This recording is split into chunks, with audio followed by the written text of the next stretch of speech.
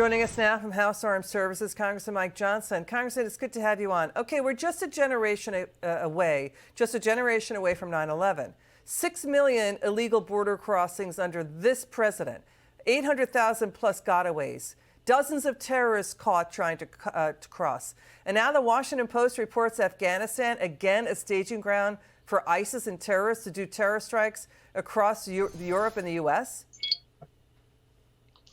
Yeah, you know, Liz, as it turns out, leaving Afghanistan in the hands of a terrorist group and trusting their benevolence turns out to be a terrible counterterrorism strategy.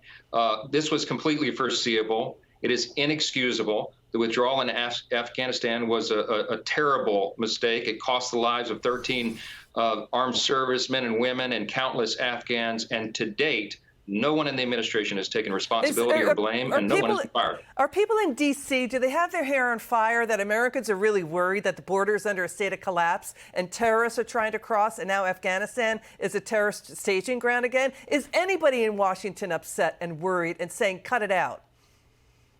We're livid. We're livid when we have the Secretary of Defense, Lloyd Austin, when we have General Milley, anybody with the Pentagon in front of us in armed services. We grill them. We ask them these questions. Sometimes they look us right in the eye and tell us things that we believe not to be true. The problem is, as you know, we only have the majority in one house of Congress. We have oversight responsibility in the House, but we have no ability to take this further. I mean, there are some officials in this White House, including the Secretary of State, Antony Blinken, who, because of the bombshell revelations about his being involved in the 51 signers of the intel letter claiming that the Hunter Biden laptop story was a Russian hoax, that makes him eligible for impeachment. But we're not able to do that because Chuck Schumer and the Democrats run the Senate. That's our problem. Let's watch former President Trump and even Democrat Debbie Dingell saying she's worried what's going on in Afghanistan. Watch this. We didn't have anybody killed in the last 18 months. I spoke to Abdul, the leader. We had nobody killed. We had everybody understood. And we were going to get out with dignity and strength. Instead, I think it was the most embarrassing period, the way we withdrew. Not the fact that we withdrew, the way we withdrew from Afghanistan. And I think Putin actually saw that, and he probably got a little more ambition, frankly. Well, I sincerely hope that our money is not flowing to terrorism.